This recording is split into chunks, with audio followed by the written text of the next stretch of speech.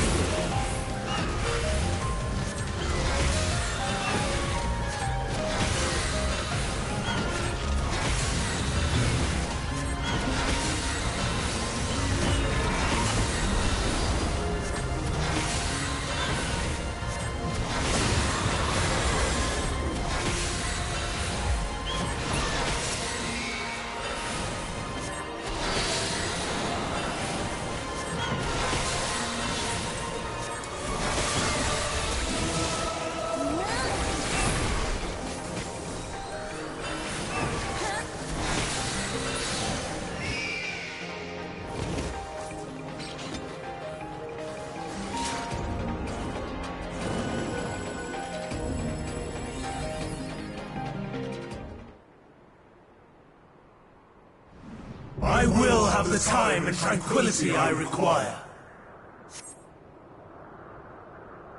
Just and Gale, gather to me! I've no wish to fight, but this time, I cannot yield. Though the world may think me a mad, ancient brand, unleash your powers to my conviction.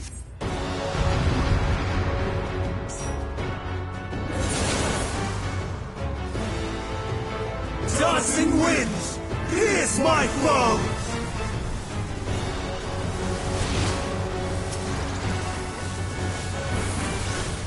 Stars on high, all is rain!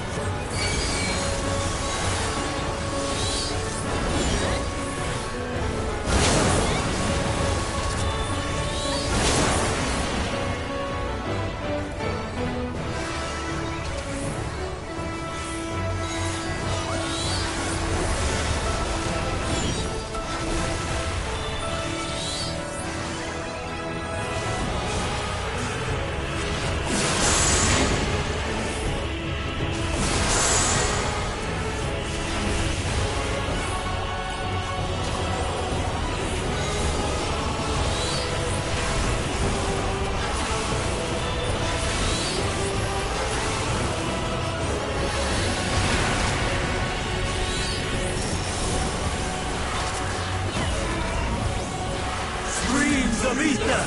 Surge as one!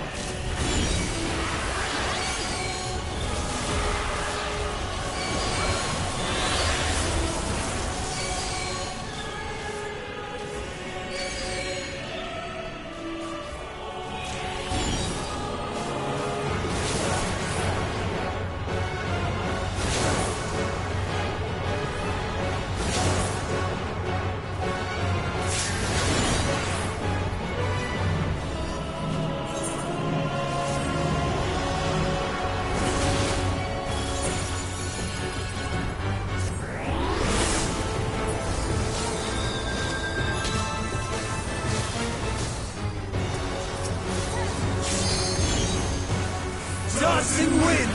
Pierce my foe!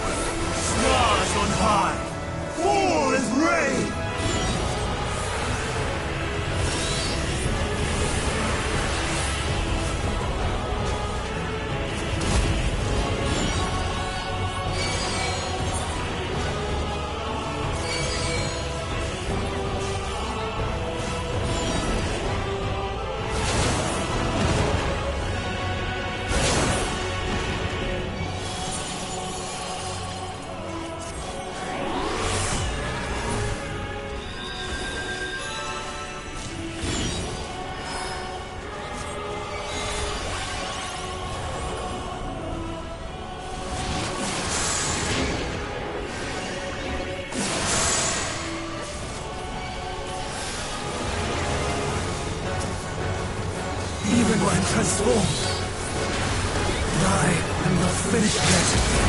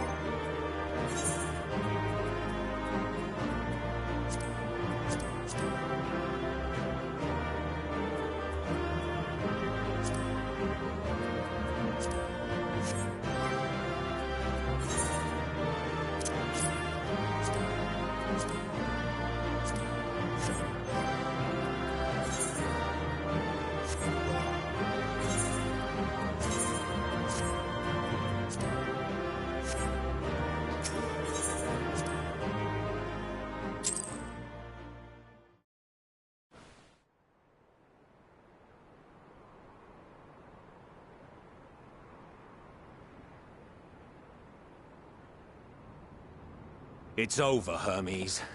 In the name of the Convocation, I hereby take Meteion into custody.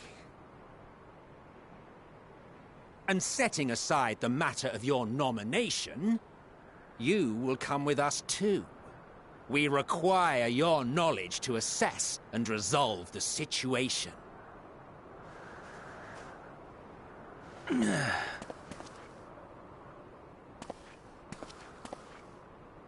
Meteion, I am so sorry.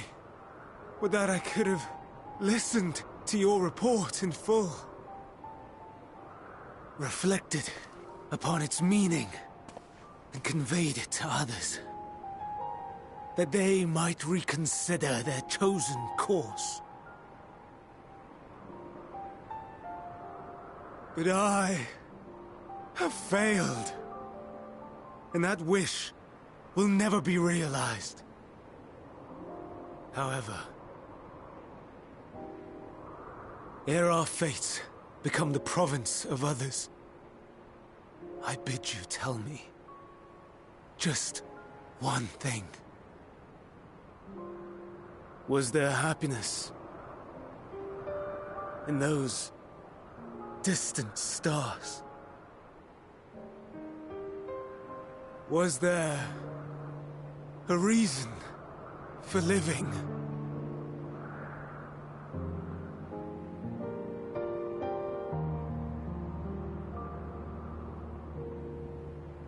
We conducted our search as per your instructions. We scoured historical records, communed with the spirits of the deceased, heard the final testaments of the dying, welcomed their shadowed hearts into our own. One race had striven to create a world bereft of animosity. They renounced relationships to avoid interpersonal strife, and in so doing brought about societal collapse. One race had renounced war and devoted itself to the enrichment of its people. They were conquered. Though they destroyed the enemy in reprisal, they could not regain their former glory.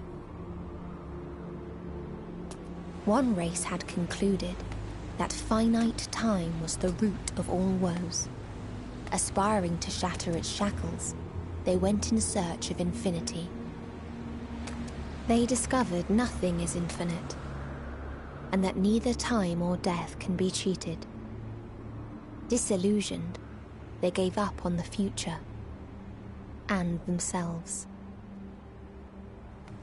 One race had discarded all things that gave rise to sorrow, hoping to have only joy. They found joy lost its savor in the absence of sorrow, and lost their will to live. Though worlds apart, these peoples shared a belief. The belief that they had tried their best. That they had tried to fulfill their potential with every step and success. In the course of which, they learned the truth. That they would never be free of fear and sorrow, anger and despair, of loneliness, so long as they yet lived. Even now their souls cry out for oblivion. And to this song of anguish, I lend my voice. We lend our voice. Oh, beloved mankind, shimmering jewels of beautiful Etheris, rejoice, for we will free you from the cruel yoke of existence. There is no need to struggle in vain, for in nihility awaits salvation. You will know peace and serenity, and it will be beautiful. We will make our nest at the edge of the universe. And there, in the dark of dead worlds, hoard sorrow and suffering. There we will sing, our chorus ever louder and ever clearer, that our song may reach even this ether-shrouded star. Such is the answer we have found in the stars. Such is the gift we now offer to Atheris.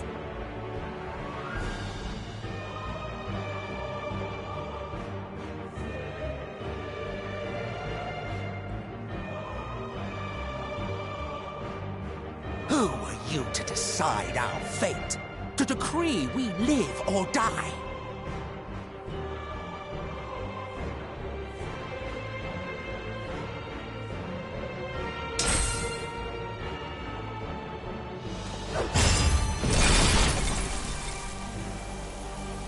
Have you lost your mind?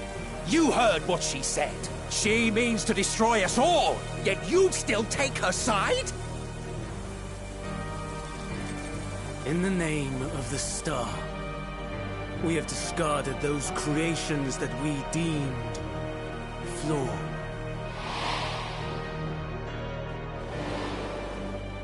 If we ourselves are flawed, does it not stand to reason that we too should be discarded? That is sophistry, and you know it! Perhaps it is. Perhaps I am wrong. Who is to say that you are right?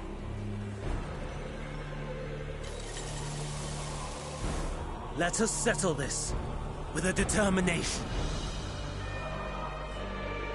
In my authority as Chief Overseer of Elpis, I will make a judgment on man's fitness to exist.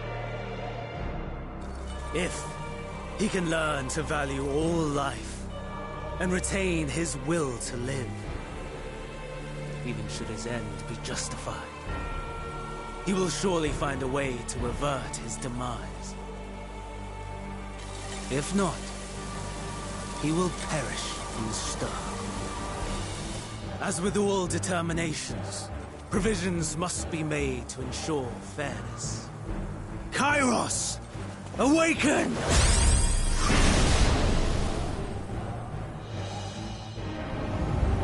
Memory reconfiguration system Kairos activated. Awaiting instruction. Command. Universal memory alteration. Target area. Catesis Hyperborea. Starting point. Arrival of Emmet Selk with the convocation at Propylion. Endpoint. The present. Erase the memories of all events and replace with a vague recollection of the following.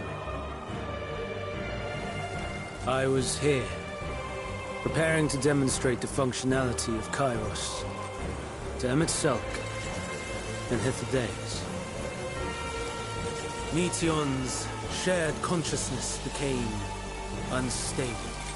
She and her sisters could not sustain their existence, and all dissipated with a burst.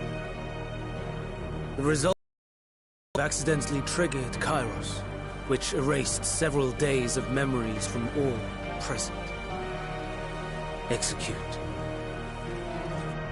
Command acknowledged. Initializing. 3 processes remaining to execution. Bravo. I dare say one would be hard-pressed to make it fairer. Everything that you told us, everything that has happened, the fact we've even met, it will all be gone.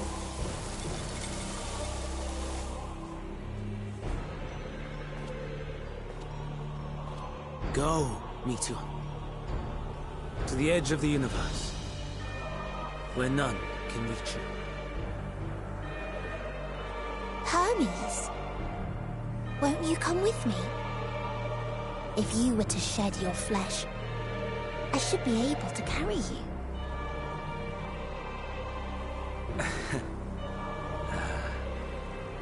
I will remain. As a man, I will oppose the oblivion you bring. Silly fool. Had you said yes, I would have granted you the gentlest end.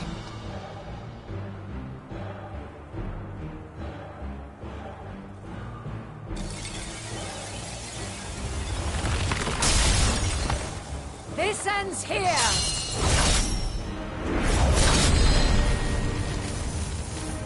Fly, Meteor!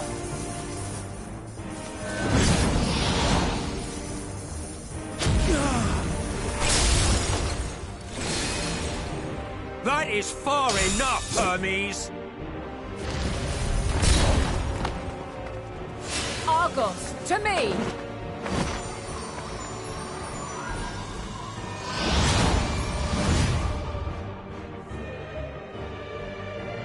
First process complete. 2 remaining to execution of memory reconfiguration. As if we needed more pressure.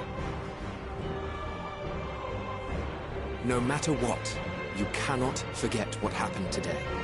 For it is the key to saving your future. Your world. This fight is our fight.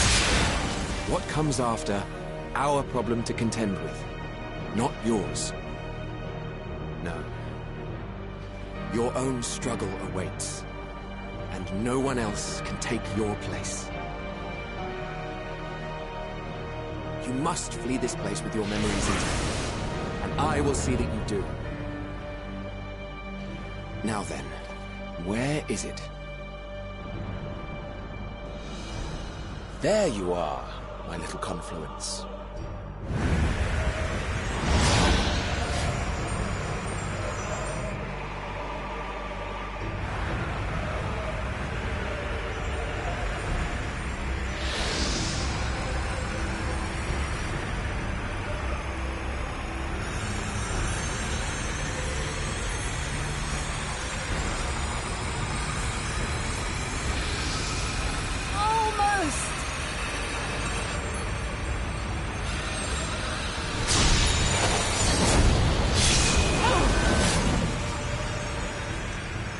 Very well, then.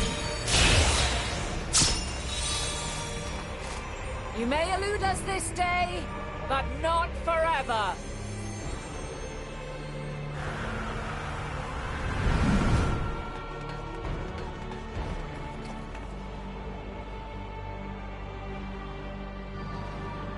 Meteon's gotten away.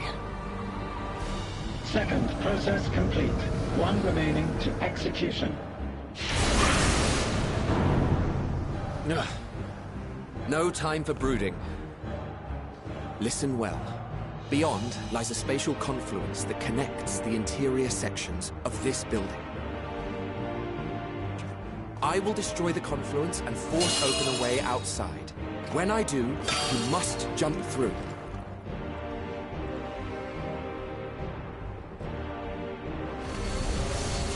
I cannot tell you how sorry I am. But neither can I let you escape!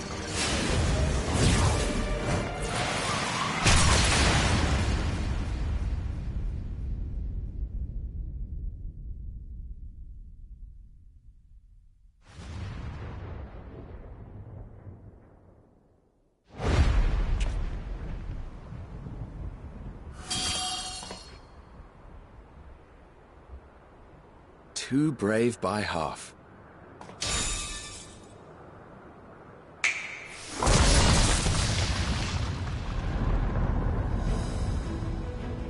Exemplary work, as always, Emmett Selk. What? But how? I thought the confluence was... Over there? Yes. We were rather hoping you would. It was never anywhere but where it is now. The instant those two began making their way towards nothing, 'twas clear the plan was a diversion.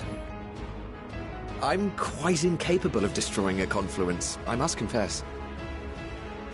A gambit brazen beyond words. Though we've grown accustomed to reckless improvision due to the antics of an incorrigible associate. Though, in the case of certain present company, incorrigible is an understatement. Honestly, I'm beginning to suspect it's a requirement for every asset.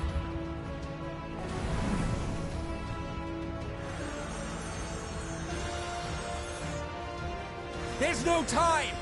Quickly! Even now, I do not believe your tale. I would not suffer us to walk such a wretched path. Still, if it must be said, do not squander it. The legacy I leave you.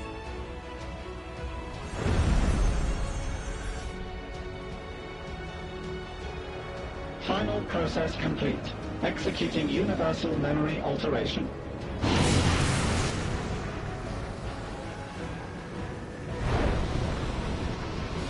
Go, Argos!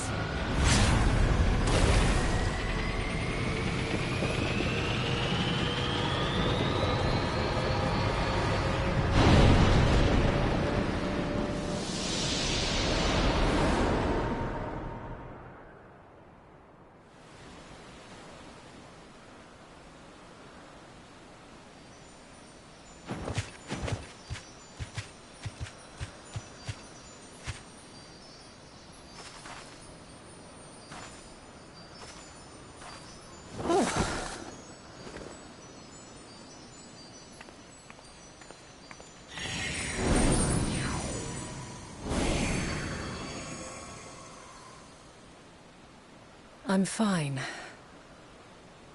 Just a little tired.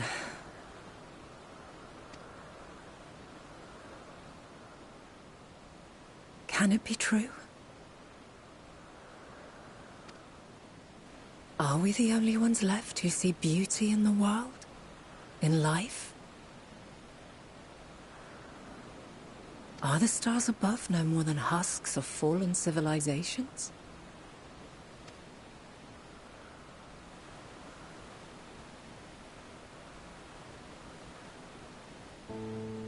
And yet,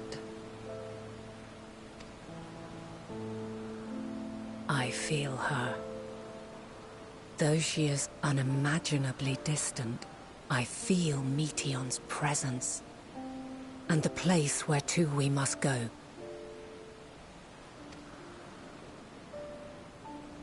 Ere she made good her escape, I placed an enchantment upon her, one which allows us to follow her trail. She has already left the outermost bounds of Aetheris, and continues on her way. Given the vastness of the universe, it will still be no easy feat to track her down. But thanks to Emet-Selch and his Ladeus, all is not lost. We remember. So long as we remember, our fates remain ours to shape.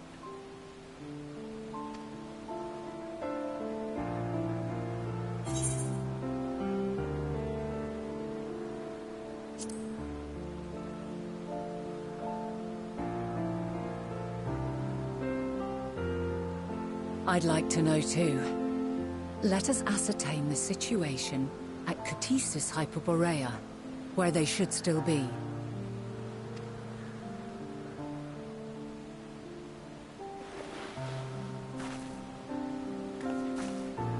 Given the likely state of their memories, however, it would be imprudent for us to approach them directly. In which case...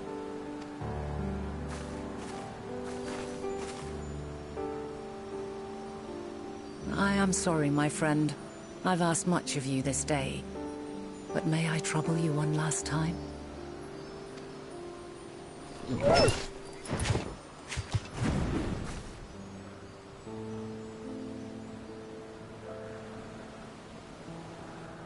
Argos will investigate in our stead.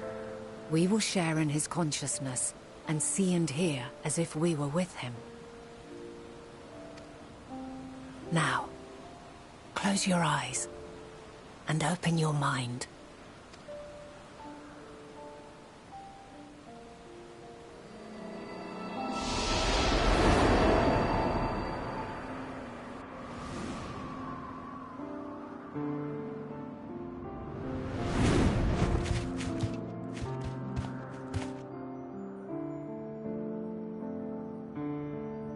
Thank goodness you are unharmed. Unharmed? There is a gaping hole in my memories. I can scarcely remember arriving here in Elpis. Forgive me. I was preparing to demonstrate the functionality of Kairos to our guests. But Meteion, her shared consciousness became unstable. And she...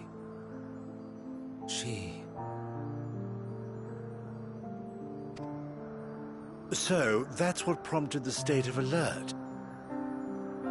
And when you went to investigate, you were caught in Kairos's accidental operation.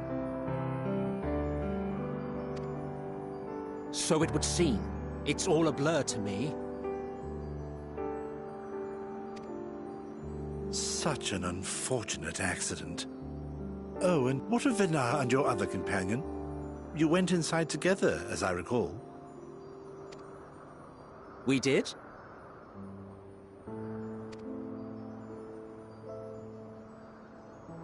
If Venar was with us, I have no recollection of it. But that there is her familiar, is it not? The fellow seems happy enough, so I think it's safe to assume his mistress is well.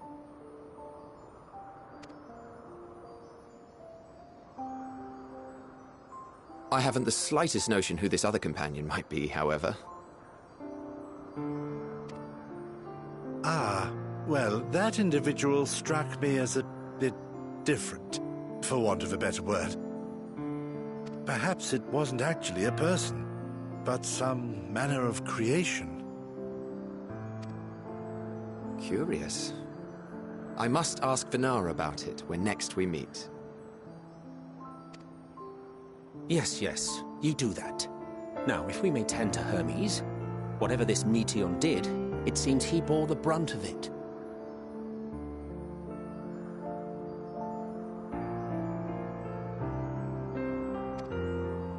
Once you are fit to travel, you will return with us to Amarot. We need to make certain there are no other ill effects.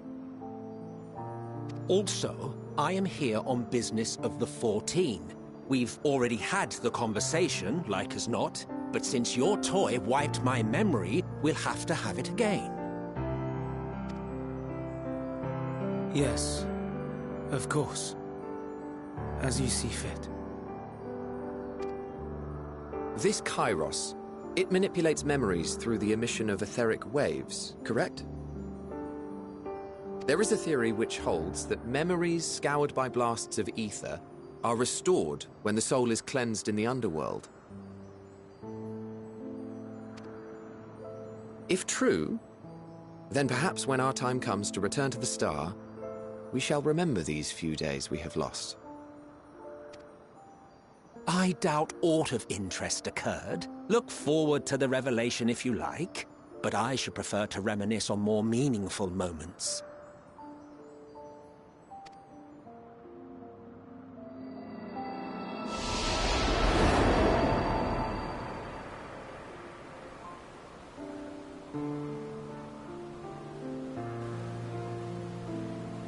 Let us rest, if only for a while. After all, you and I... oh, we still have a long, long way to go.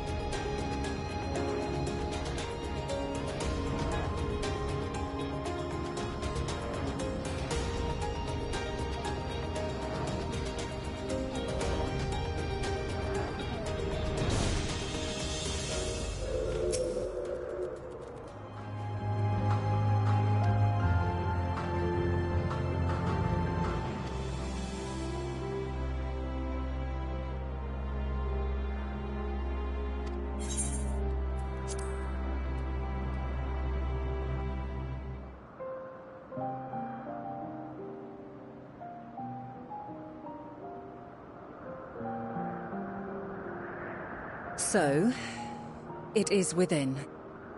The portal that brought you hither, and will take you home.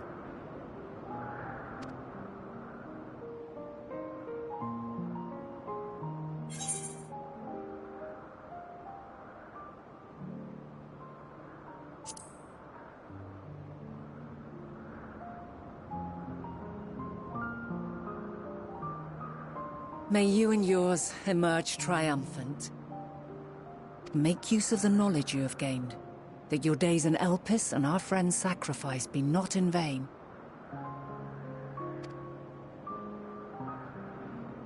With Meteion free to pursue her designs, 'tis only a matter of time until the final days are upon us. We must be ready. From fortifying our defenses to securing our escape, there is much to be done. In spite of this, we cannot allow the report that set this calamity in motion to become common knowledge. Were the masses to learn the fates of the other stars, I fear the situation would spiral out of our control. I must carefully consider who can be trusted and bring them into the fold.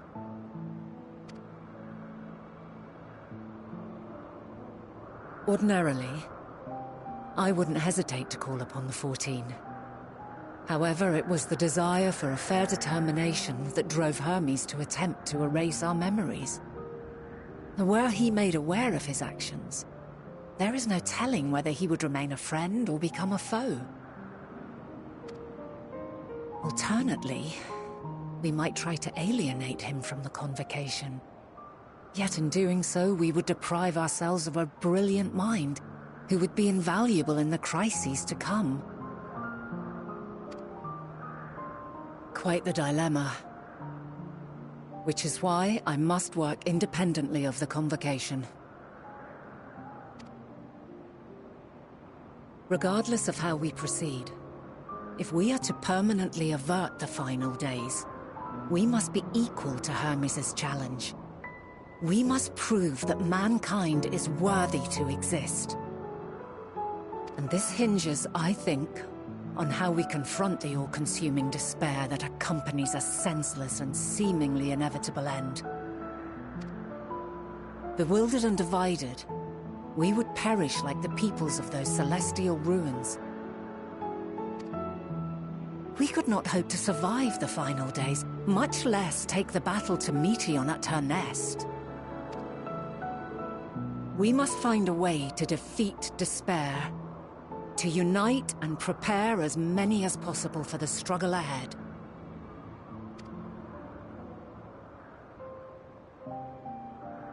Heavy will weigh the burden of guiding this legion of souls.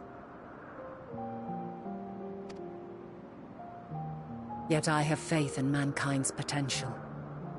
As long as he believes in himself, there is naught he cannot achieve. So I will not give up on him. On us. You may find your world to be very different. Or perhaps the erasure of our friend's memories has sown the seeds of a conjunction between us. We cannot know until the moment is at hand. So shall I strive to do my best, taking naught for granted as I walk my path.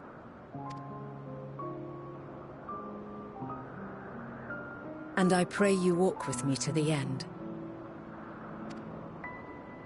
As you move forward, so too will I, as will all, resolved to fight for the morrow. And when mankind has found the strength to stand against despair, we shall silence the song of oblivion. She who sings it will learn our journey is far from over. This I promise.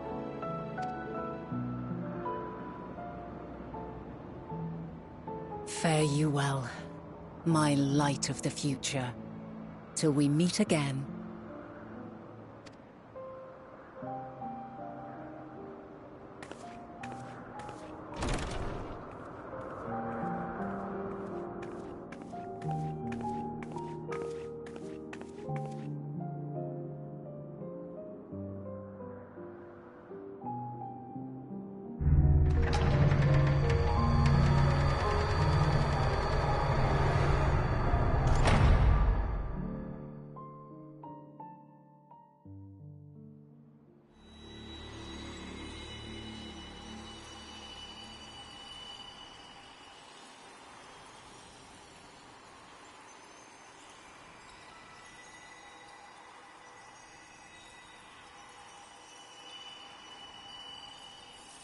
From this day forth, I shall strive to bring honor to the seat of Vandani.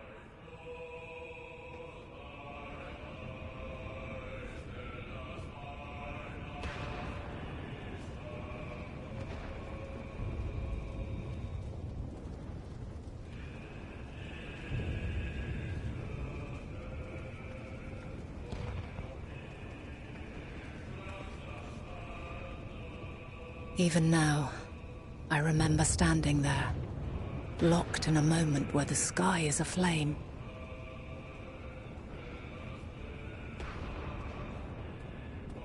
Where stars fall as tears, and screams darken the seas. Where resignation rots the trees.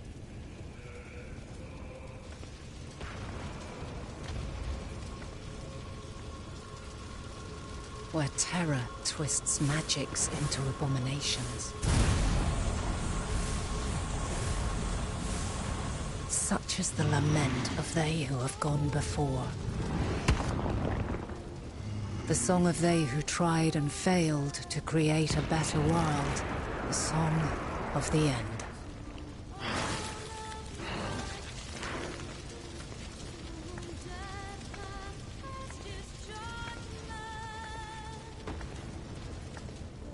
That which hides at the edge of the universe is no longer Hope's creation.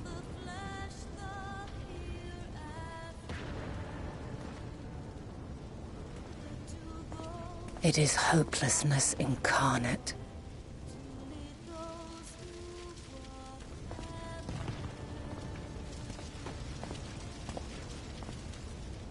That day, mankind saw half of its number sacrificed to bring forth Zodiark.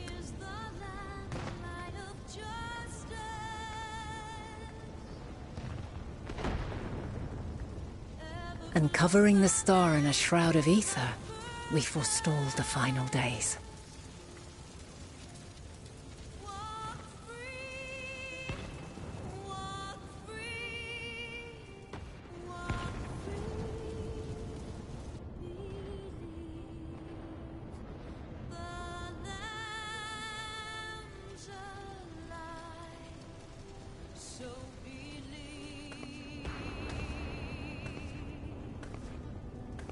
Yet the cries echoed still.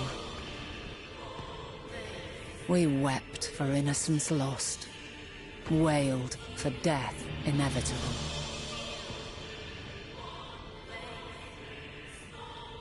A reality too terrible to bear. And for too many who sought comfort in gilded memories of joyful days and tranquil nights.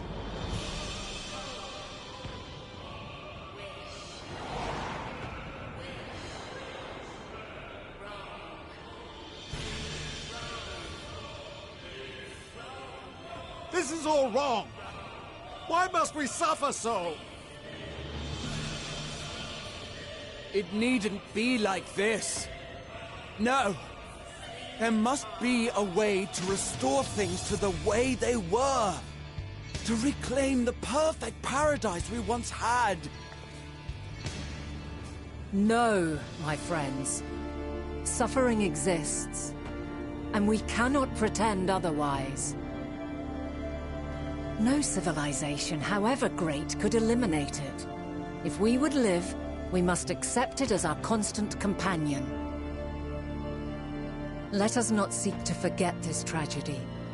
Let us carry it in our hearts, that we may grow stronger and know true happiness. We can't accept it! We won't accept it!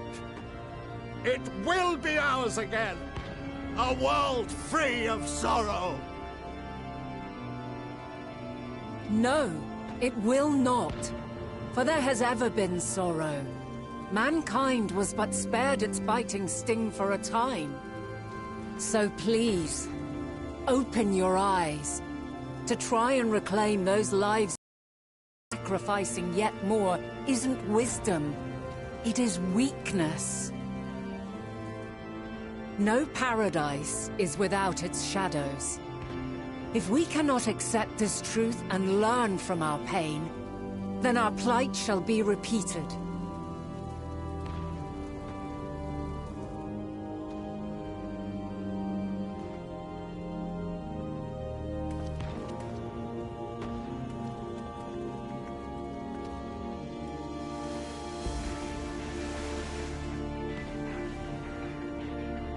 Mighty Zodiac! God, born of our boundless faith, we bid you, hear our prayer. Accept this offering of lives, and deliver unto us the lives we once had.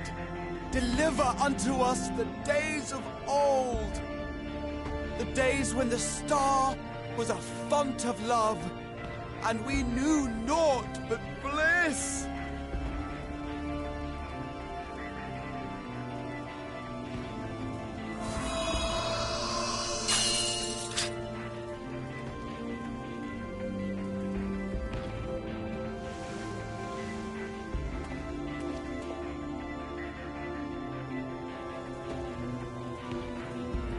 You would destroy it?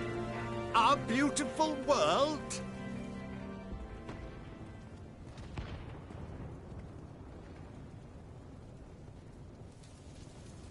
Lands that stretched on forever. Skies one could drown in. The heartbeat of nature, silent yet strong.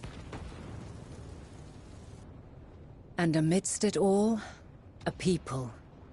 Beacons of light and life. Laughter that warmed my heart like naught else before. They are my meaning and my purpose. My love. In spite of, or perhaps because of this, I choose to believe in mankind's potential, in his ability to find a way forward. So let there be no way back. From that temptation, I sunder us. No more shall man have wings to bear him to paradise. Henceforth, he shall walk.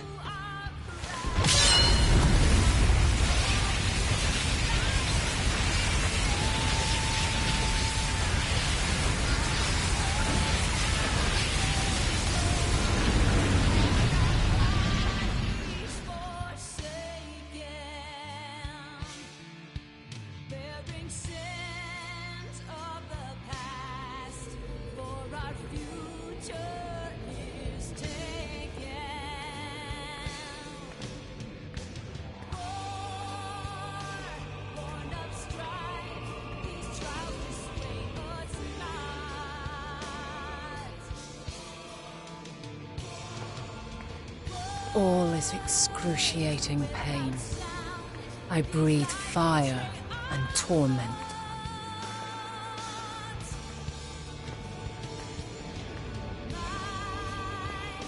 I birth a world of suffering to mire and plague.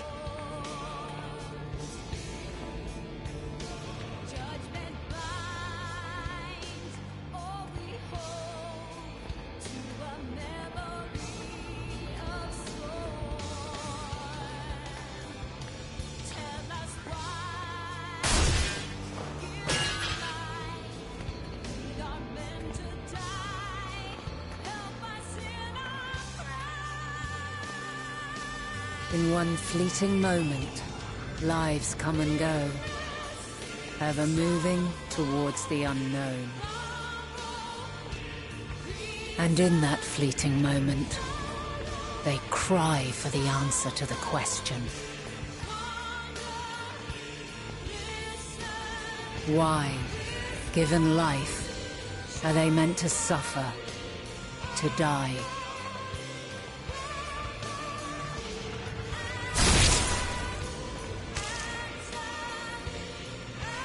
As fragmented, imperfect beings, yours is a never-ending quest.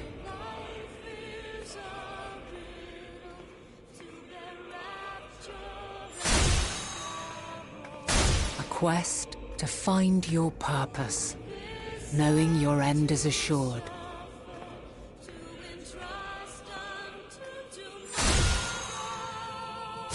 To find the strength to continue when all strength has left you. To find joy, even as darkness descends. And amidst deepest despair, light everlasting.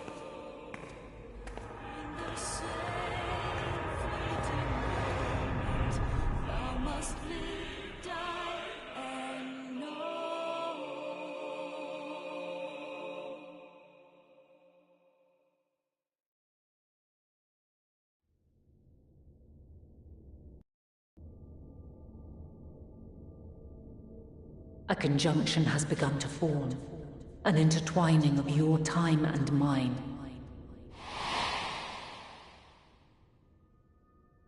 When you truly understand what is at stake, and your journey has prepared you to surmount the insurmountable, then shall I honor the promise made in another time, another age.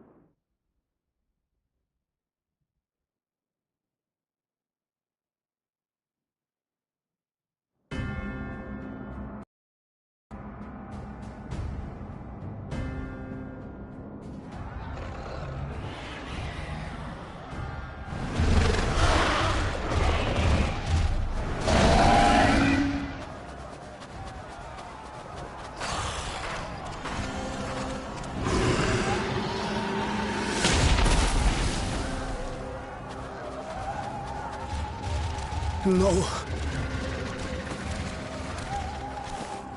No. No. We were promised an escape. Not to say anyone who fled.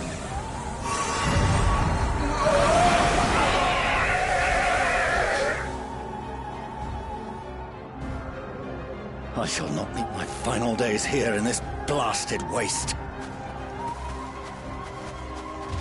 Calm yourselves! Your panic is our greatest enemy. Come, we must build a line of defense.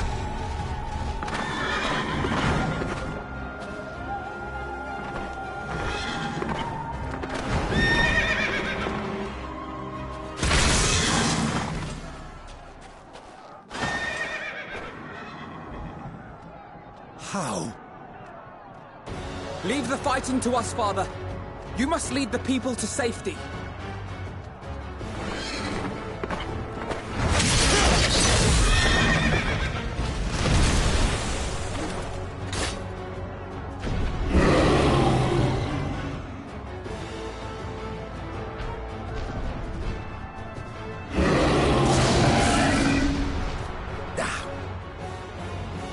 I can handle this pair.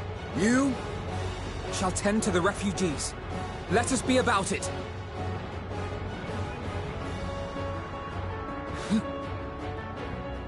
As you wish, my little lord.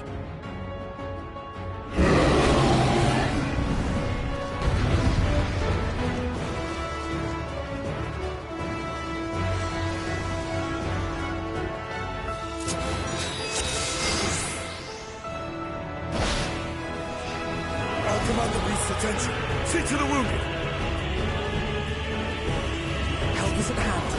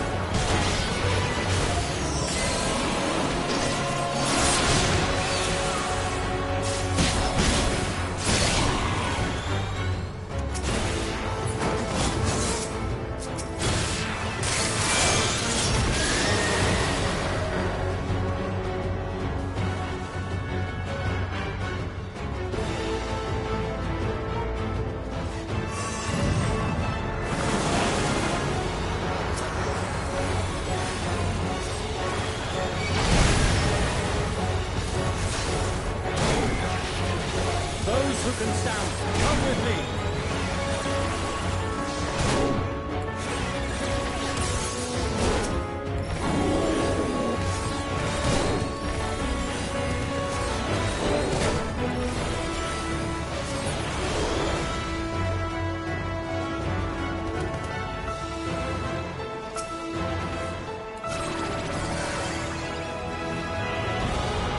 You're safe now.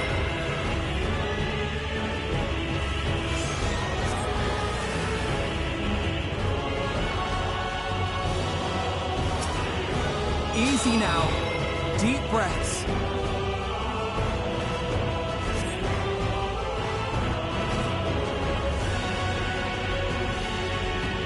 Worry not for the refugees, but for yourself.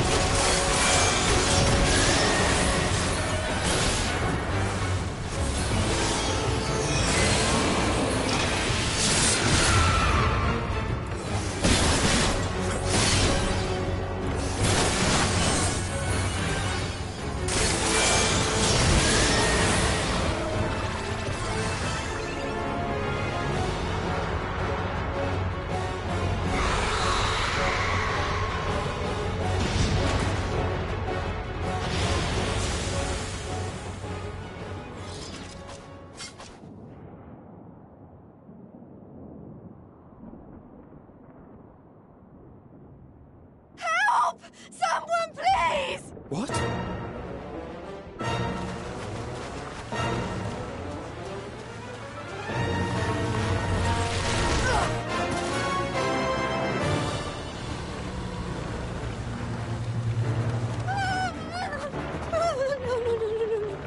Don't. I don't want to die. Forward! Let not a single fiend escape!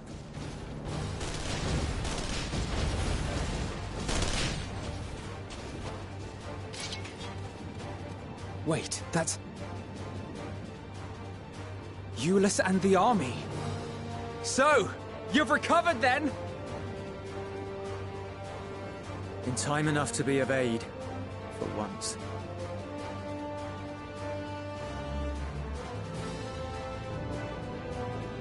We can speak of it more later. For now, we must fight! To repay your salvation in kind, or with better! For Garlemald has her pride!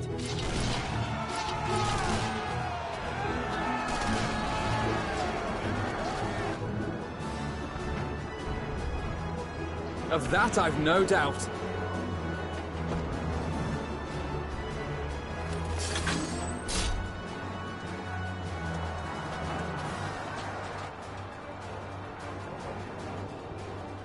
Good gods.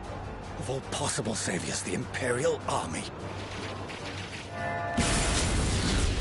Oh!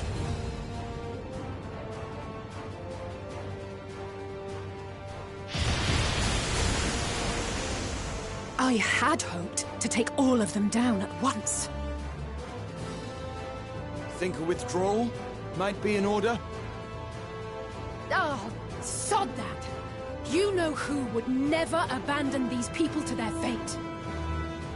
To be devoured by their former friends. That'd be beyond cruel. These beasts must fall here and now. Well then, I'd say it's high time we threw caution to the winds. So long as you spare me the heroic sacrifices. Now, let's go!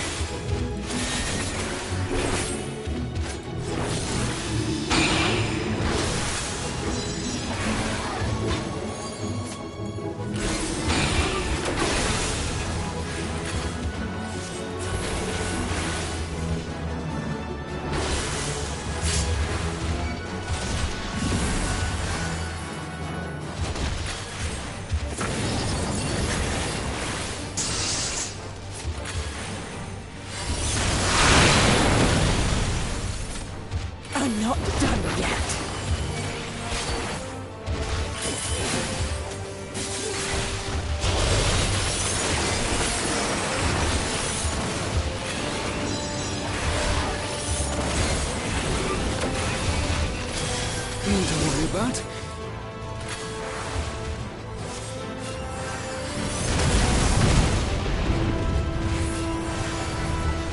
The air crackles with energy. Find cover!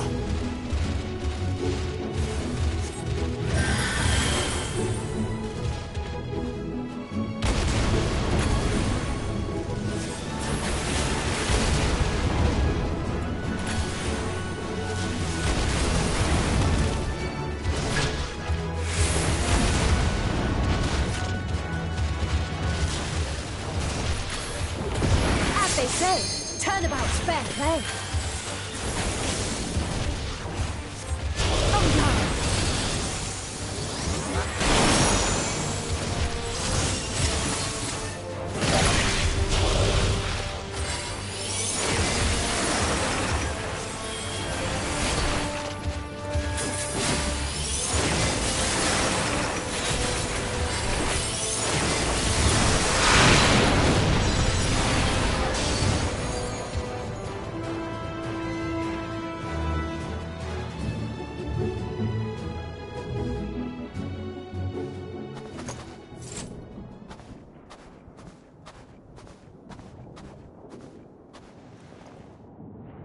There's not the barest trace of ether.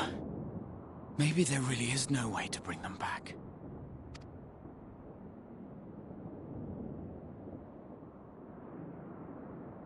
Thank you for saving our lives once again. I remember you, from Purusha. You helped us there too, didn't you? Ah, you're from Palaka's stand. I'm glad you're still in one piece.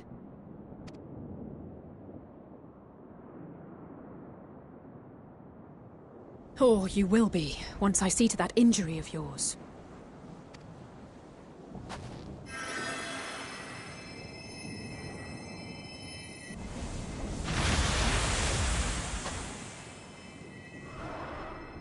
Look out!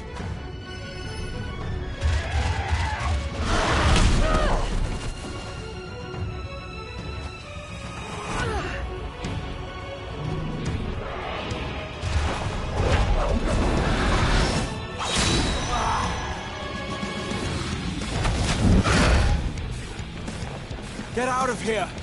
Quickly!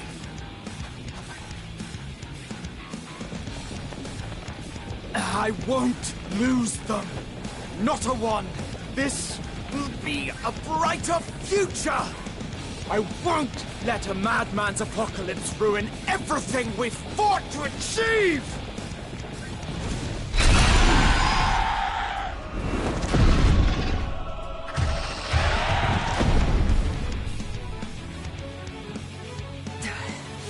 Get it together, Alize.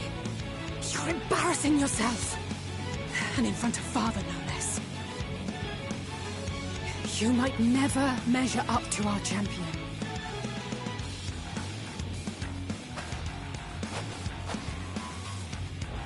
But we ask too much of her as it is. You mustn't let Eorzea's hero fight alone.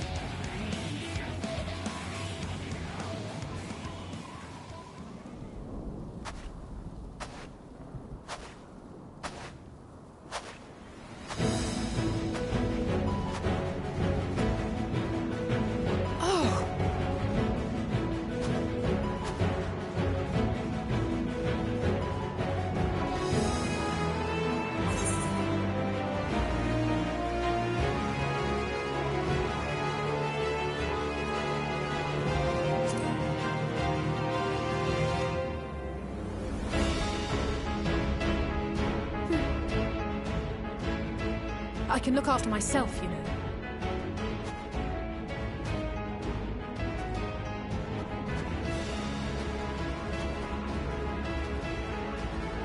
Everything's in order, I trust?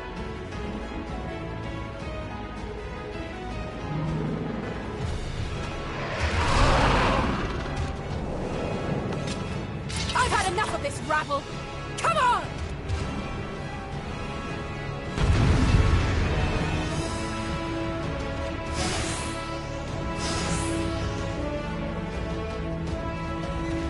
Oh, a trio for the ages.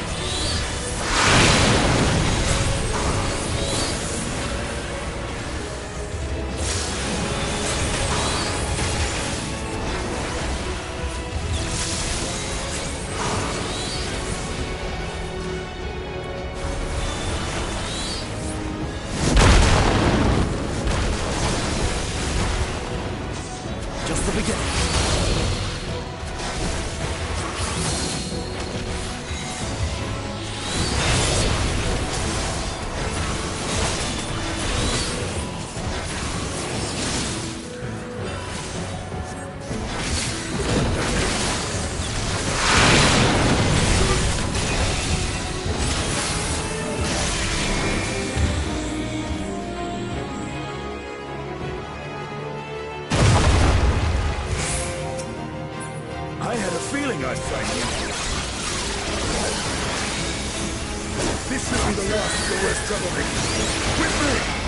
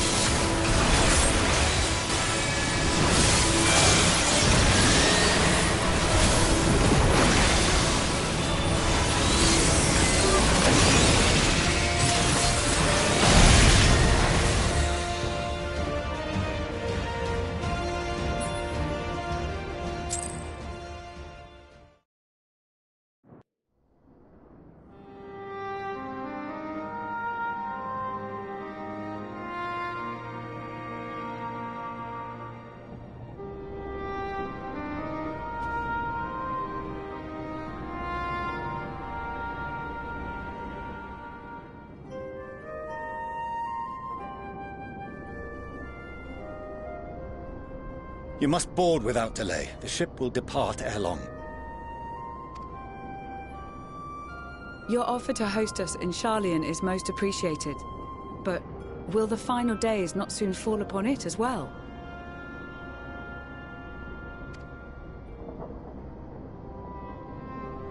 Your hesitation is not unwarranted.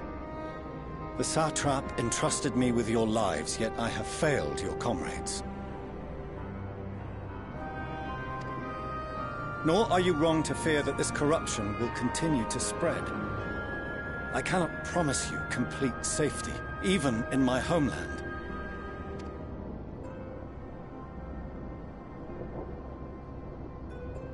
What I can promise is that I will do all in my power to protect you.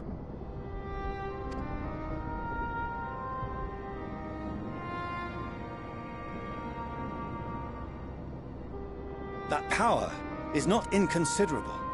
Even now, my countrymen are preparing the vessel that will deliver us to a sanctuary on the moon. Join us on our journey there, and beyond, to new horizons. Come to old Sharlayan. Please.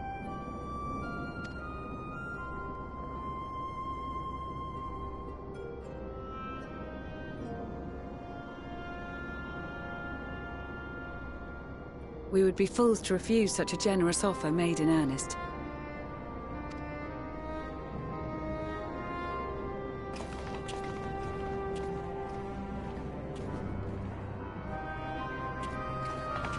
It seems they've a new destination.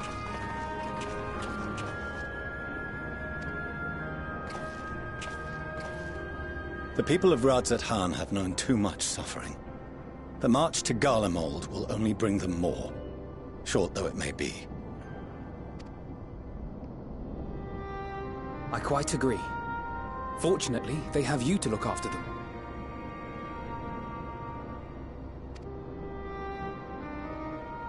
Yes. Well.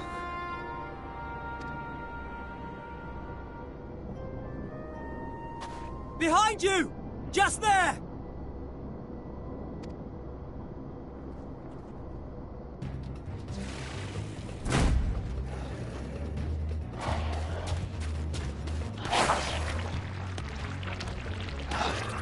More of them.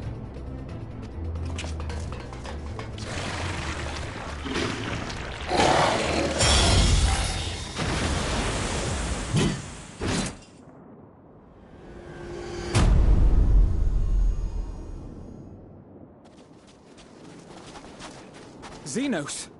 Here!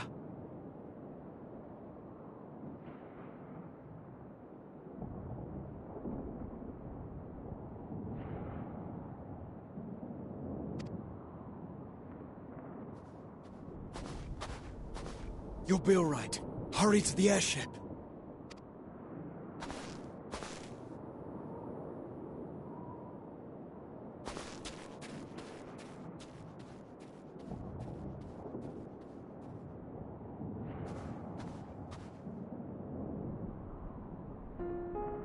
Why have you come? A heretofore unseen beast. 'Twas ripe for the slaying.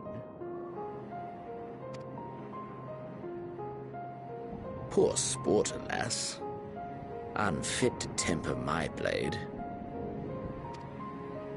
Oh, for the love of... You cannot still be on about a rematch. That is, and has ever been, my sole concern.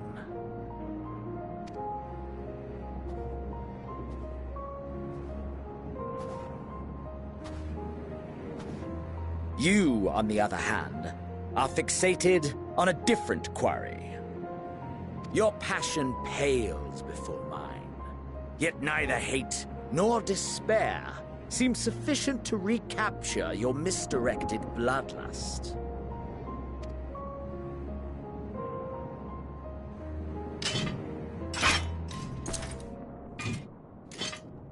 So, I hone my blade, and I wait.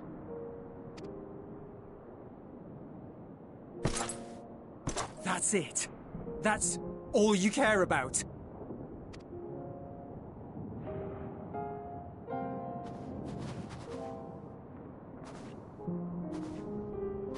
Garlemald is in ruins. Our homeland, the nation you rule, is as good as gone.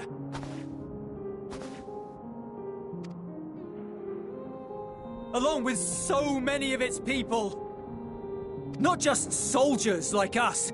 Not only those who fought and killed for power and duty. Innocent civilians. Murdered by their own flesh and blood. Lost and confused as they breathed their last.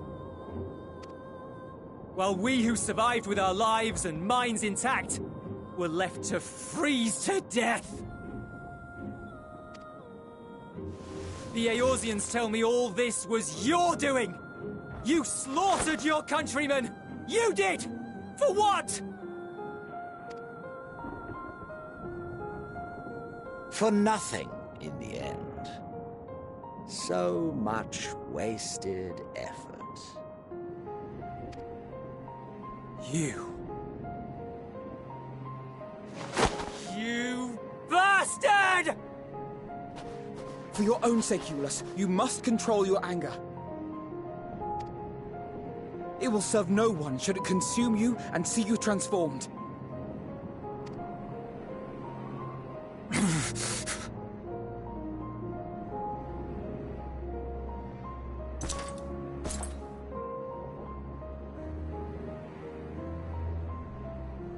Would you be happier had I a good reason?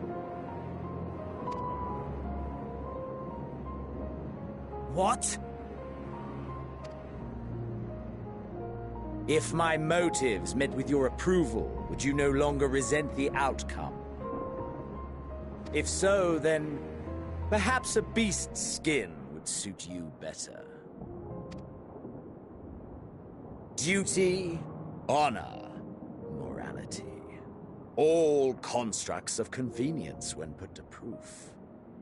Surely the war taught you how easily power becomes the tool of the self-righteous. How the people's justice was merely a means to their ends?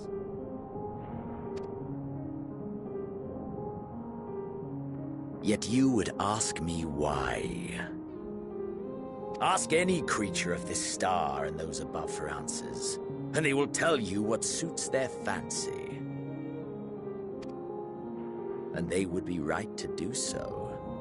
What meaning there is to be found in the petty vicissitudes of your existence must be gleaned by you, and you alone.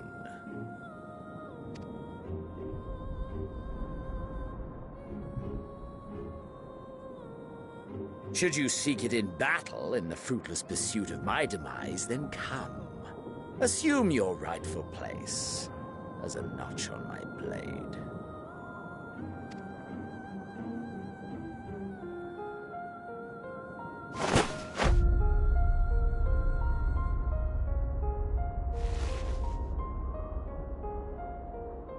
You are a blight on the Garlean race, and there would be no more satisfying way to expunge it than by beating you to death.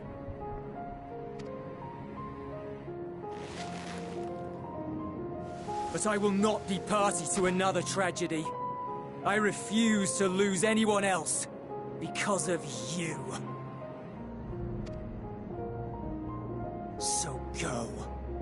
Go! And may we never suffer your madness again!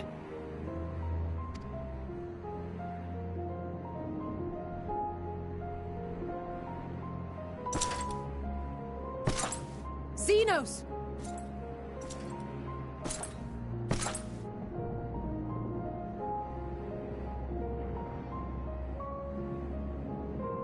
Perhaps you found meaning in living this way. I cannot deny you found strength. Yet if you only pursue your hedonistic pleasures and pay no heed to the plight of others, then no one will give you the time of day. You will never get what you want, not even the battle you pine for so dearly. You'll be alone for an eternity, and you'll deserve every agonizing second of it.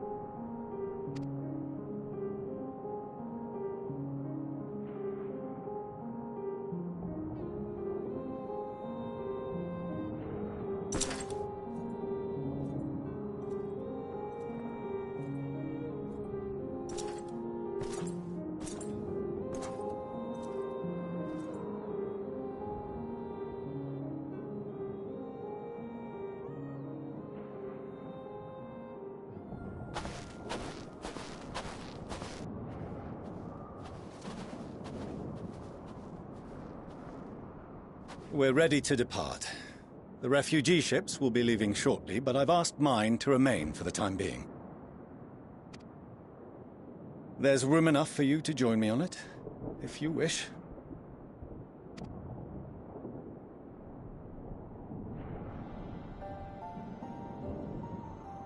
Do contain your surprise.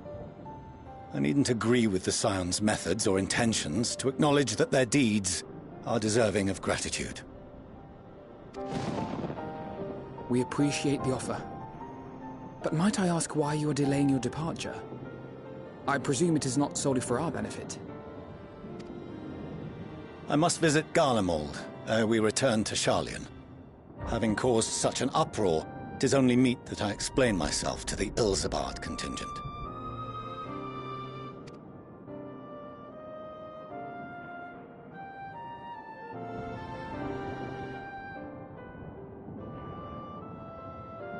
Allow us to accompany you then. We should be glad to facilitate, given our familiarity with all concerned.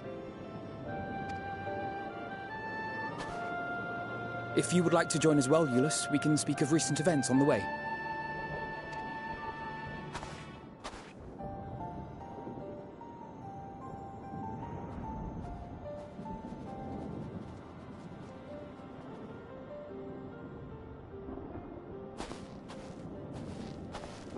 He'll be after your seat on the Forum next.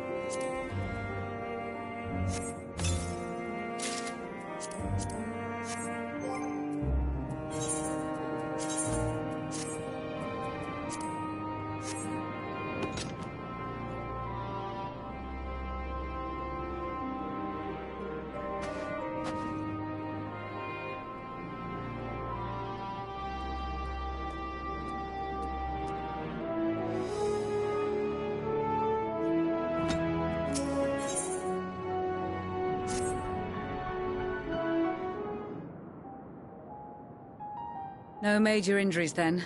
Good. I briefed the recovered soldiers and sent them on their way as quickly as I could, but nevertheless feared they would not make it in time.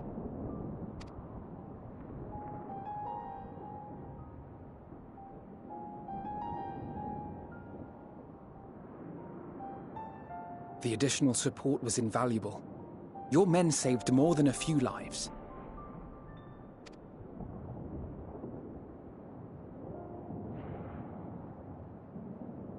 Though not all, I regret to say.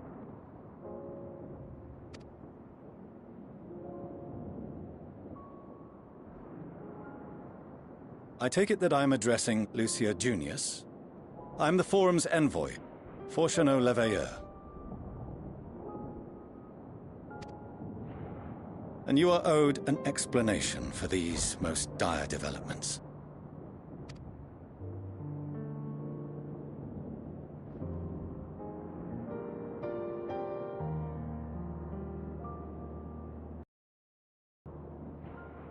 Another trial wrought by the final days.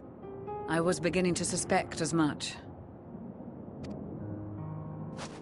You doubtless feel some consternation having been forced to abandon your original plan. But trust me when I say you were right to send the refugees elsewhere. Beasts have been sighted within the capital. Perhaps it was a stroke of grim fortune that the population was decimated beforehand, as they've yet to appear in any great number, but in time.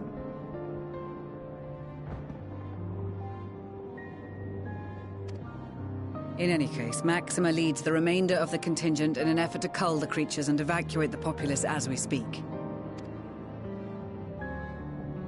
Once the airships have taken to the skies, I pray your men can be persuaded to join him.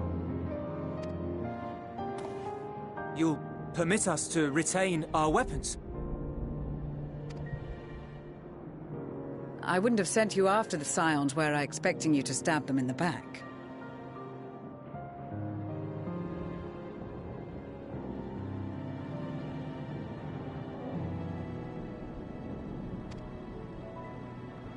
And I, for one, would not consider past transgressions more relevant than future contributions. Regardless of the circumstances that saw us at odds before, we need men of courage now, more than ever.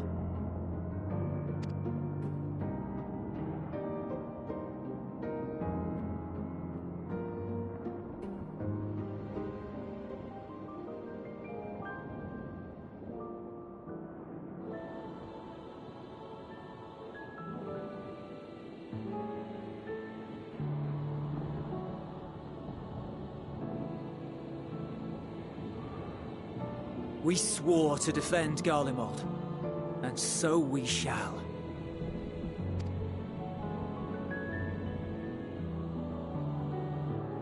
It seems you have everything under control. You will excuse me then, for mine own duties await.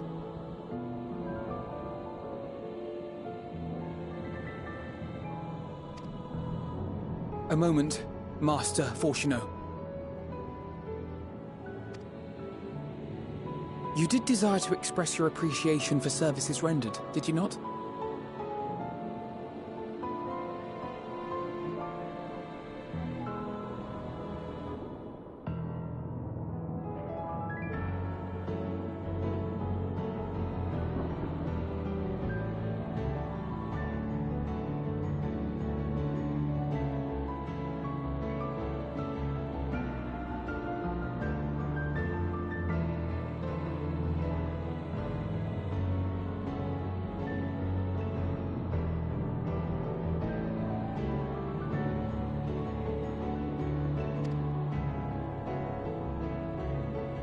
I did. Though if you intend to again ask that Sharlayan alter its course, you will find my gratitude insufficient. 'Tis nothing so onerous. I wish to hear the details of this grand endeavor of yours.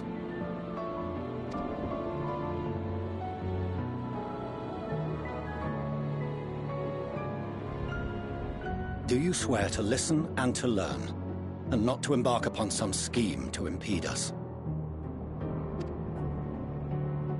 I swear.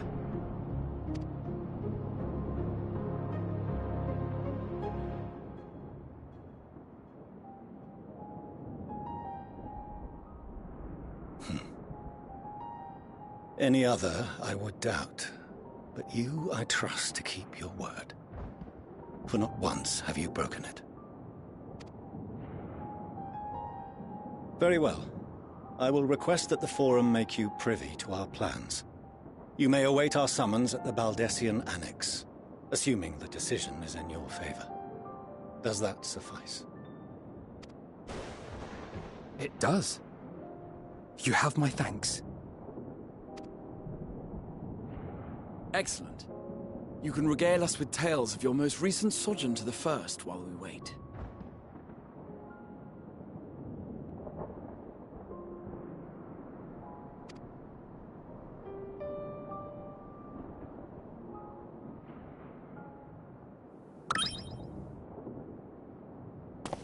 Did you hear something just now?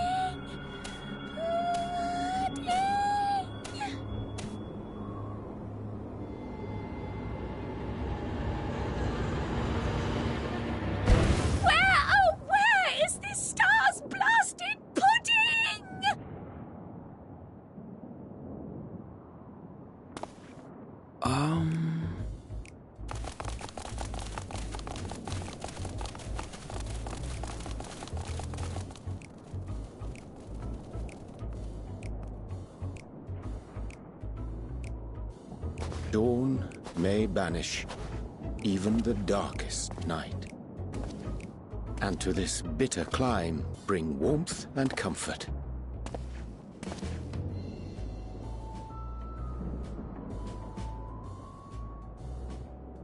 'Tis heartening to see such an assembly upon my return. I thought often of you whilst I looked down upon our star's brilliance from the moon above.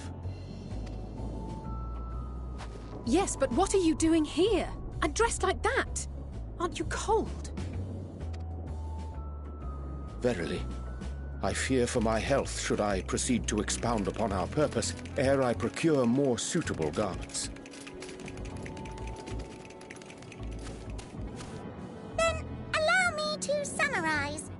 We're here because none of you lot are up there. Nor has anyone deigned to send word about any changes in the plans. It's rude, is what it is. At least that's what I thought at first, but then folks got to wondering if you weren't in a spot of bother, so we decided to take matters into our own hands. Come down here and help, if our help be needed. So she says, but it's also something of a convenient excuse to visit Aetheris. Urianger made it sound absolutely marvelous. More so before the impending doom, but still. And it's not like there will ever be a better time. What with the aforementioned doom? Marvellous, they say, yet not an ounce of pudding to be found. I must suffer Urianger's inferior works no more. Hey! Maybe consider the plight of present company before you go blathering on about pudding and doom? Ahem. As I was saying, should you require any assistance with whatever, we are at your disposal.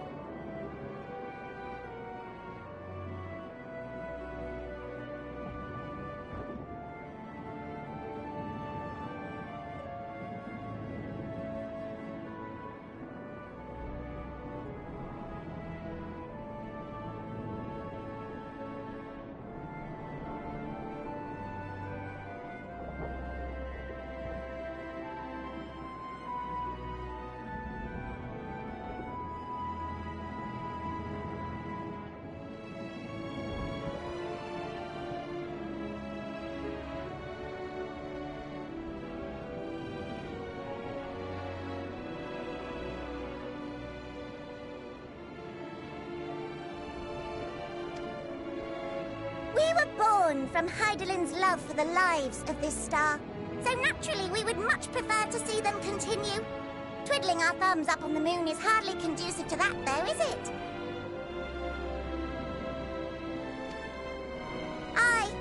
Not when you've all got such precious thoughts and feelings and hopes for the future deserving of more active preservation.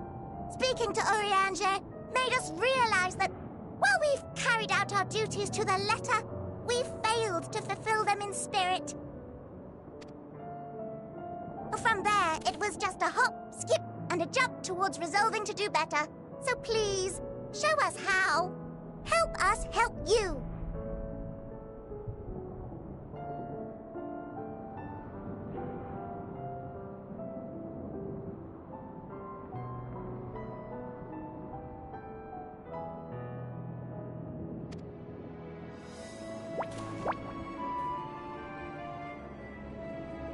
Forgive me, but are they...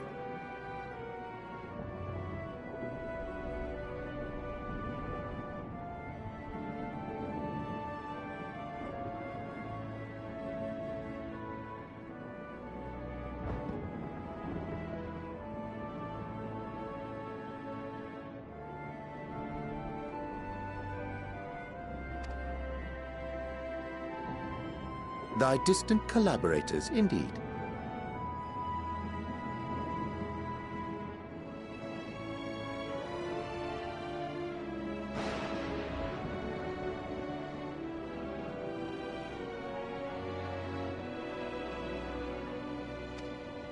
Hail, fellow! Well met! You'd be a member of the Forum, would you? It's an honor and a pleasure to meet you at last. Livingway, Hydalin's right paw! That last bit is very important. As am I, if I may humbly say so myself. I, bid you welcome to our star, Livingway. On behalf of the Forum, I thank you for traveling such a distance to meet us. As you have surmised, preparations for the Exodus have not proceeded as smoothly as we had hoped. I should be happy to personally escort you to where you may advise us as you deem fit.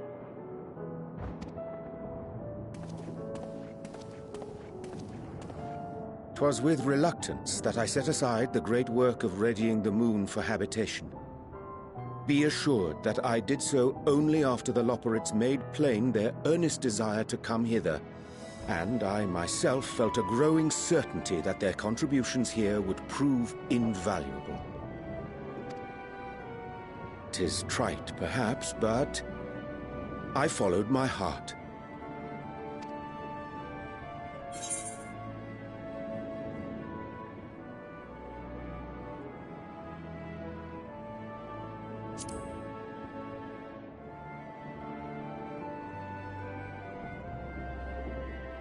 For a time, at least. Nevertheless, 'twas worth the journey to find present company well.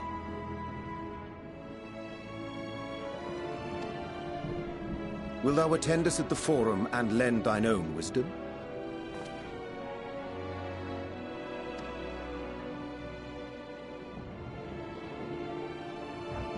If that's all quite settled, can we start moving before Urianger catches his death? Even I'm freezing out here. Oh, I dare say you'll warm up quickly once you're aboard the airship. Sat shoulder to shoulder with our fur-covered friends.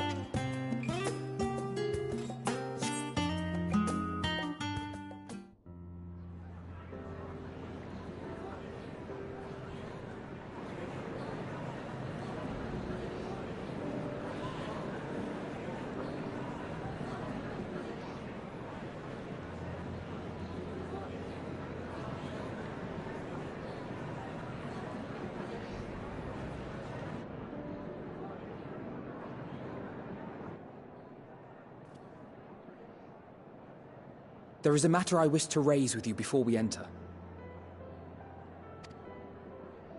We are here to listen and to learn. But if the Forum's plans are more or less what I expect, then I should like to make a proposal that will serve our ends.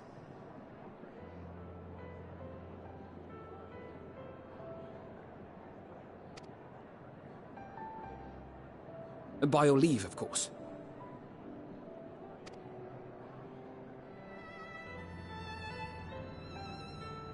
I don't see why not.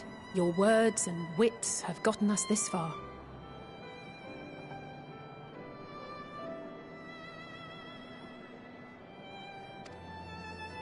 Agreed. I will present our queries so that you may consider the most advantageous way to advance your proposal without distraction.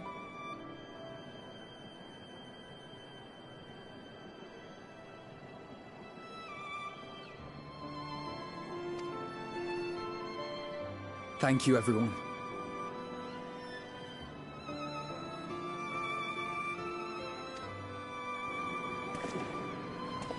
If I may have your attention, the ad hoc session will now commence. The purpose of today's assembly is to brief the Scions of the Seventh Dawn, at their request, on the Great Exodus. You may enter.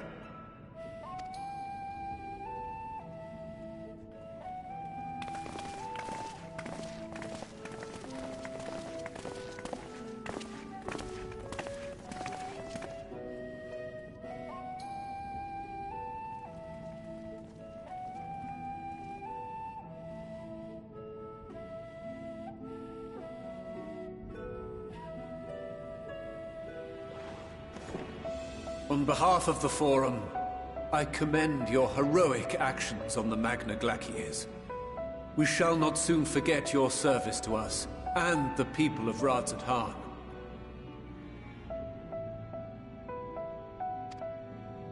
The Satrap, whom we have informed of the refugees' new arrangements, sings your praises as well. As an expression of our gratitude, we will endeavor to answer your questions as fully and openly as we are able.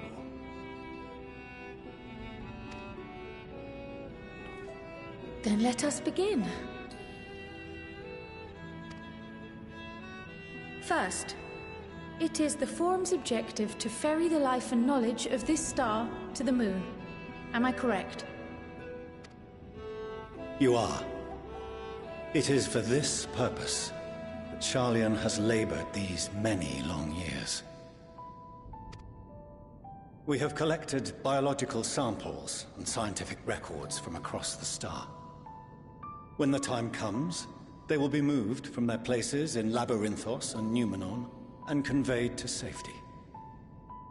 Once that critical task has been accomplished, we will begin transporting the Sharlayan citizenry, which has been categorized into groups. The earliest arrivals are to ensure hospitable environs for those who come after. Following our people, we will send those of other nations in turn, beginning with our allies. Radzat-Han was foremost among these, but since the final days have already come to Thavnair, we saw fit to include the refugees with earlier groupings. An ambitious plan. You have accounted for the safety of all nations and tribes, then? As many as we can. And how, pray tell, do you decide who to leave behind? To journey beyond the sky is an unprecedented and immeasurably difficult endeavor. Introducing sources of inevitable conflict would condemn all to certain death.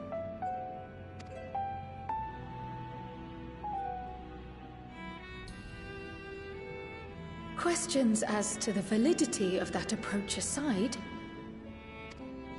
are your plans proceeding apace? We're under the impression that your primary means of celestial transportation is incomplete.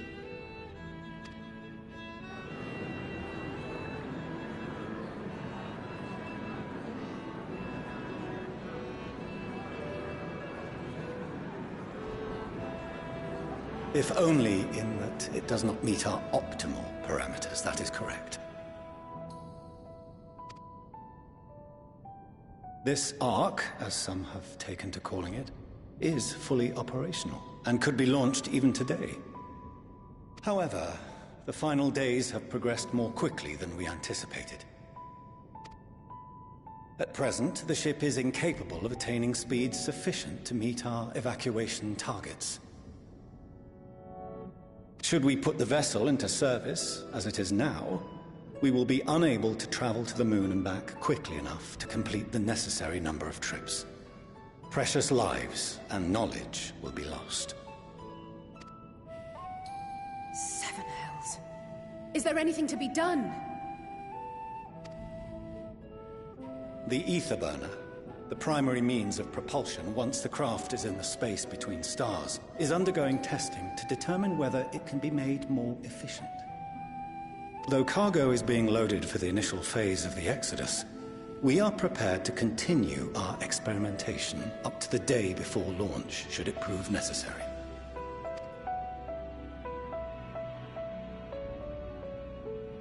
What if the Scions were to solve your problem?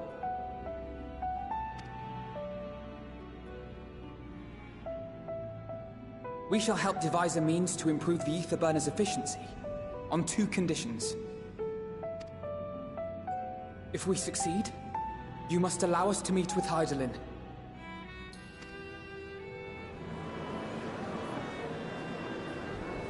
'Twas simple enough to deduce. You have a Concord, and so you would never have abandoned the anti-tower had you no other means of communication. One far more convenient, I suspect.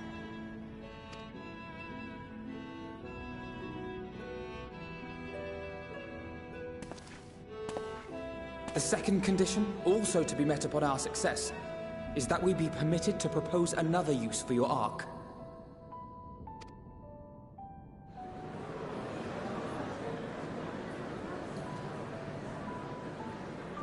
We would be at liberty to refuse this proposal. Of course. If we cannot prove its merit to the 99 here, who are we to stake on it the lives of all peoples of this star?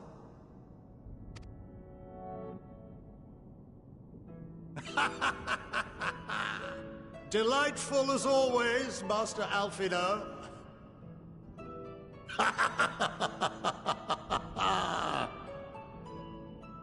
Oh, we couldn't have asked for a finer plan.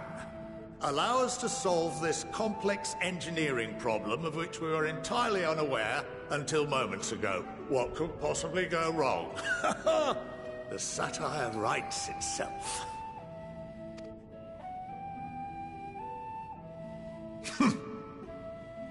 Yet, what field has not benefited from a change in perspective? When we are at wit's end, what we need is not the same dry theories recited ad nauseam, but fresh inspiration.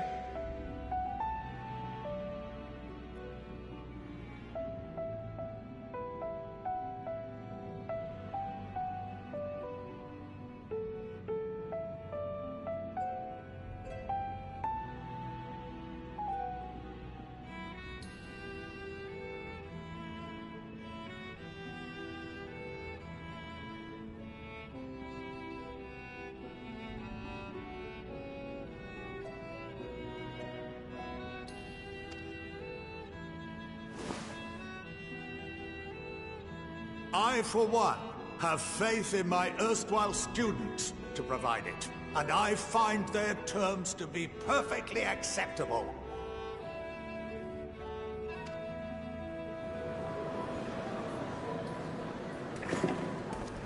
Order! Order! We have no time to waste on debate. I call a vote. All in favor of agreeing to the Scion's terms?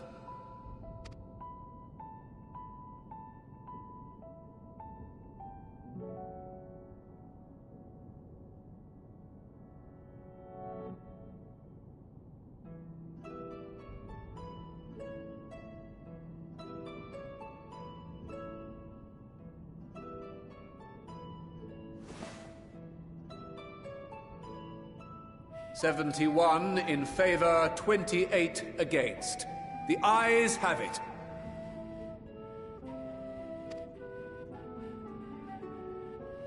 Fourcheneau, as the architect of this project, you are the best candidate to show them its current state.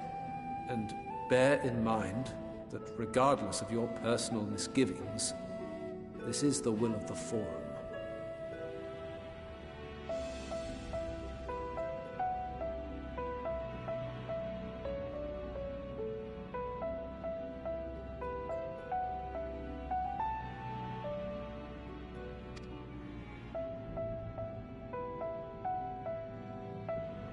Very well.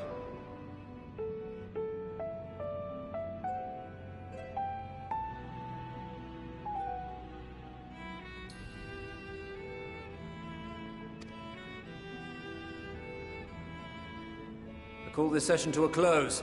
Return to your tasks with urgency. The final days wait for none.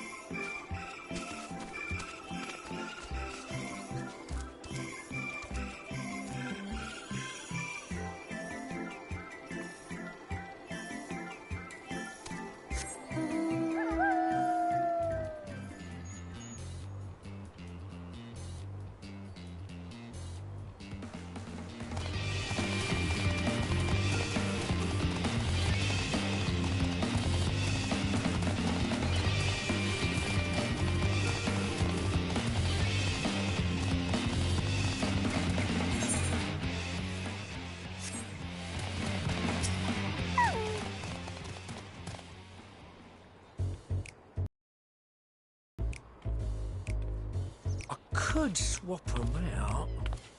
No, been there, done that. Damn near lost me eyebrows. Think, Coco, think! We'd be well on our way to paradise. Visionaries patting themselves on the backs for their grand accomplishments if you'd only think! Yes, that does sound rather lovely. Yeah! I mean, Master Force, you know, what a pleasant surprise. We're not blasting off already, are we? The schedule remains unchanged, for better or worse. Which is why the Forum has elected to accept assistance in resolving the Ether Burner conundrum.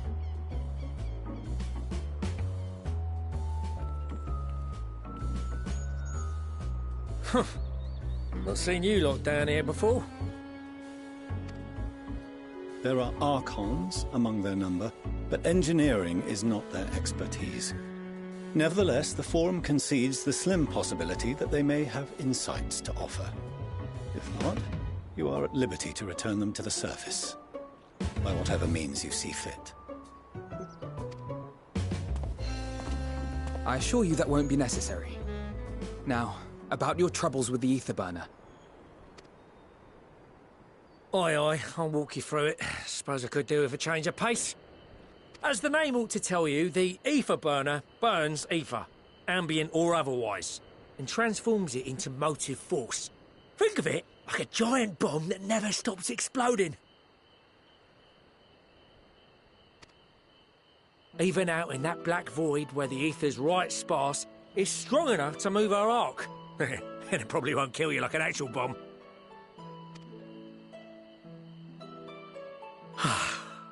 But it ain't perfect. According to my calculations, to travel to the moon and back fast enough for the Forum's liking, the conversion rate needs to be 6% more efficient. A measly 6%, you say? But if I could have squeezed even another 0.6 out of it, don't you think I'd have built it that way in the first place? Hast thou consulted with the Loperites? Yes, they too are conducting their own research, for lack of a ready answer. The moon's propulsion systems are considerable, naturally, yet they are commensurately massive. It is no easy feat to convert their technology into an efficient means of propulsion for a teeny tiny toy boat, as they say, and as I most certainly do not. Yes, exactly! Damn it all, I asked for refined adamantite and they send me uppity rabbits with inscrutable, ancient, incompatible technology! You trying to drive me mad? Do you speak of Allegan refined adamantite, perchance? You know of it? Only in the most general terms, I'm afraid. 'Twas an alloy of Allegan make, but the secrets of its production were closely guarded. As I recall, the record stated it was vital to Dalamud's construction and launch. Aye, that's the stuff. No material more conductive far as I know. Slotting some ends like blowing up a dam and watching the river of ether come rushing through. Ain't a living soul that knows how to make it, though. We were fortunate enough to salvage some for the ether burner, just a wee bit, mind, from a chunk of Dalamud that came hurtling into the Northern Empty during the calamity. With more, well, that extra 6% efficiency would be child's play. It's a crying shame that we've no other sources. Surely the many shards of Dalamud scattered throughout Eorzea would suffice. Why not get the refined adamantite from them? Oh, we tried, believe you me. But only a few specialised pieces would have had any in them to begin with.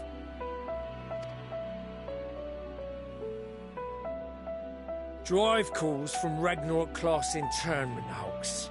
Those are the prize bits we really need. According to the Gleaners, getting to them means delving deep into the shards. And the defences are still very operational and very eager to blow them up.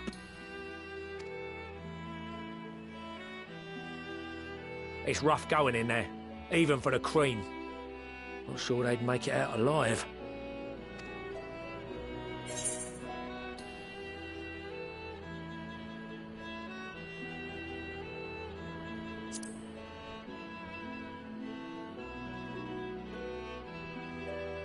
That may be for the best, though you doubtless find the task too dull for your liking.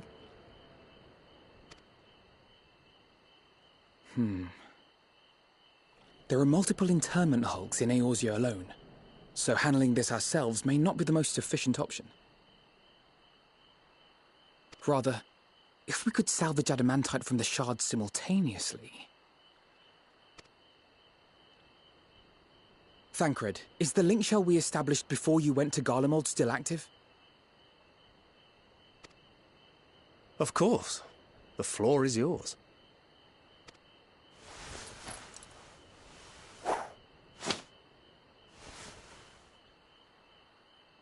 What's all this? Gathering firewood, so to speak. We alone can accomplish little, but joined by others, we may yet build a bonfire to carry us heavensward. This is Alphino. The Scions have need of you.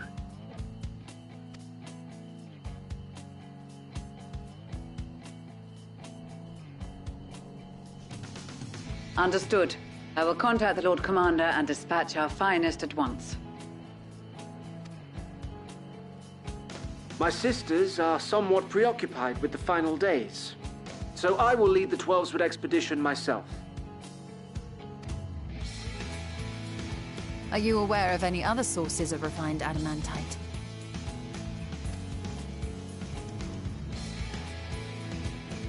Logically, such an invaluable alloy would have been utilized solely where absolutely necessary, in components intended to conduct or collect surpassing amounts of ether.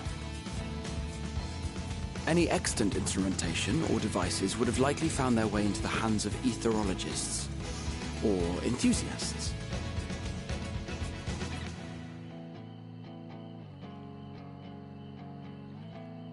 Magical artifacts of Allagan design? The Eastern Alliance will send word to one and all. Are there other ways we may offer aid? No shards of the Lesser Moon scar our soil, but our stake in this cause is no less for it. Is there anything in Othard that might be of use to you? What did you say? Oh, you got friends in far places, lad. Any road, if you're offering, I wouldn't say no to one of those Far Eastern sacred relics.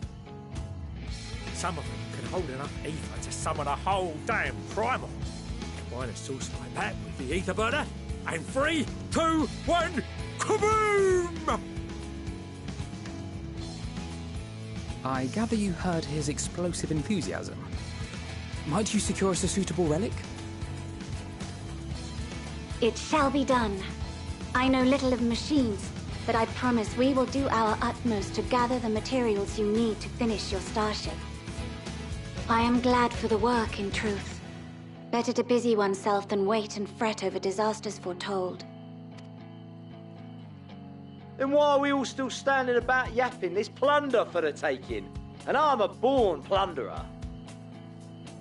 I'll be an old Charlian before you know it. Start mixing the grog. I'm certain that can be arranged. Thank you all, and do be careful. Just like that. Aye, just like that. Our refined adamantite is on its way. Now let us consider our next steps, shall we? There's yet much to be done.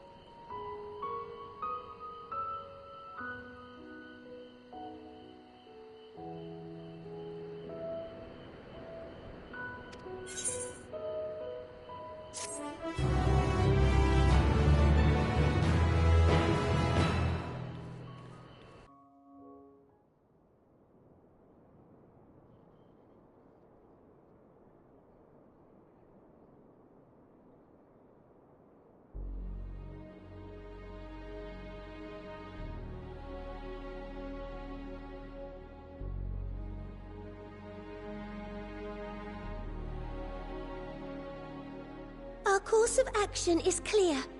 We must harvest refined adamantite from the shards of Dalamud and procure arcane relics of Allagan make.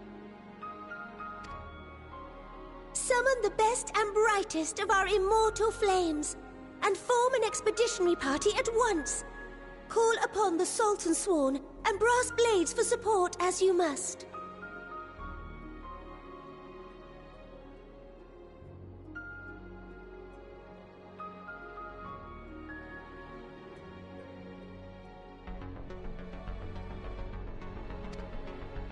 Papashan, send word to the guilds. We will require the expertise of master artisans if we are to have any hope of identifying and recovering these elusive materials.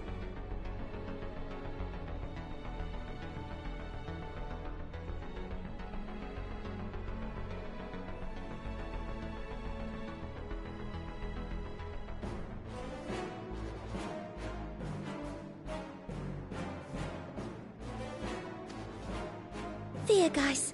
We have need of your stone torches. They are to assist the immortal flames in scouring the ruins and to help secure the surrounding areas. I trust I can count on your support.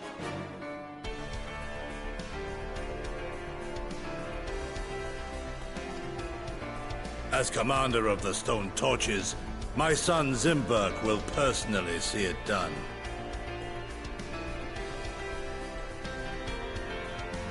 Pippin, I would have you lead the raiding party. Assemble your finest, and with Tizona's blade clear the way. Lord Lolorito, I pray you take charge of the search for Allagan relics. Surely you know of some being traded on open or clandestine markets, or sleeping in collectors' vaults. Of course, I ask not that you do this out of the kindness of your heart. By all means, profit on the transactions. I wish you the joy of it. The final days descend upon our world. If circumstances are truly as dire as they say, Uldar's best efforts may be for naught. And yet, when we Eorzeans rose from the ashes to rebuild our broken realm, did we not learn one simple truth?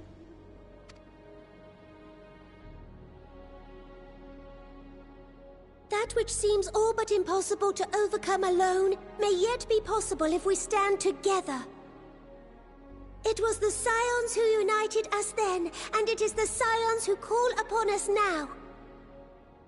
Uldar will answer that call. We will summon our courage and join the fight for our world's future. You know your duties. I, Nanamo Ulnamo, 17th in the line of Ul, bid you good luck and Godspeed.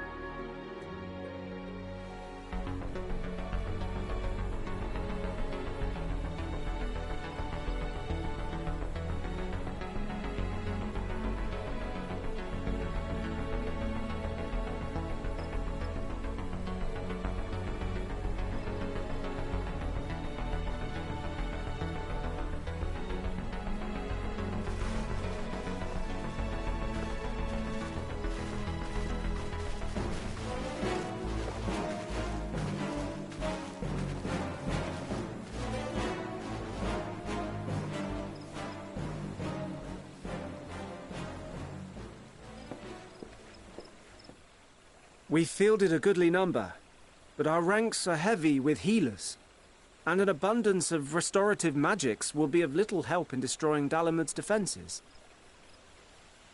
Still, it has ever been thus with Gridania. We must steel ourselves for a protracted engagement.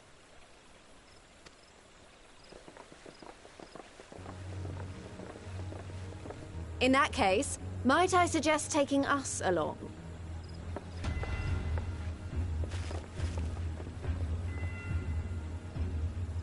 Commander Hext, what are you doing here? None of the shards in Girabania are big enough to hold an internment hulk. So we said to ourselves, why not lend our neighbors a hand?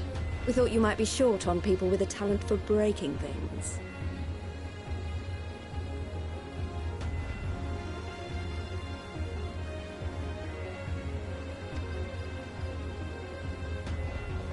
While it pains me to admit it, you are right. Our deficiencies so plain to see. It might have been a lifetime ago, but I was once one of the Scions assigned to the Shroud.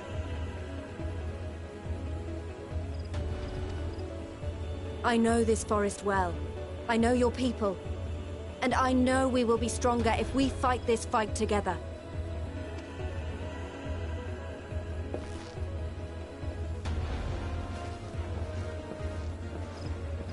Then I will impose upon you with a clear conscience. Come, let us speak of how to integrate our forces.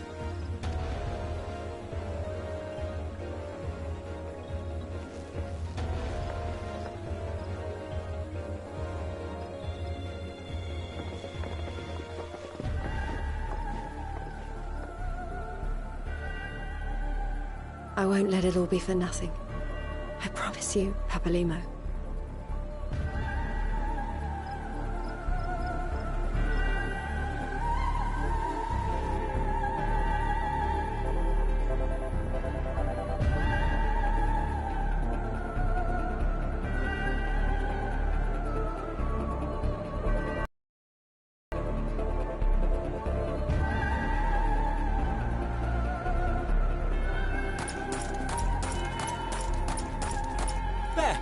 There you are!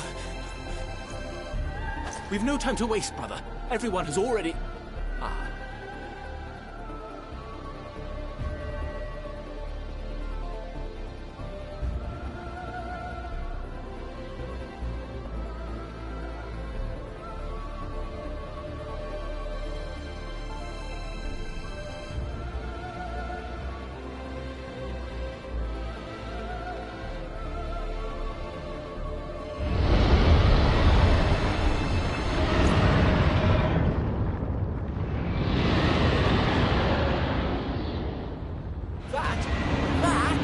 A roar!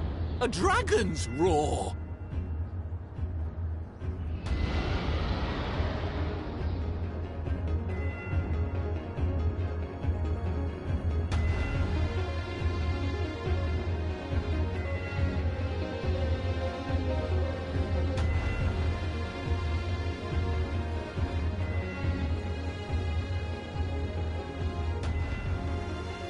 And so, in summation, the Eastern Alliance, as well as the Honourable Lord Lolorito himself, reached out to me for assistance in procuring these treasures of the divine, and I, in turn, do beseech the Confederacy for aid.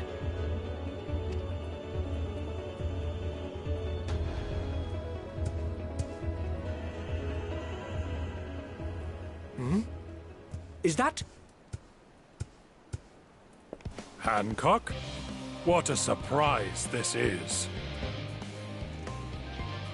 And a fortuitous one at that. I have a favor to ask, you see.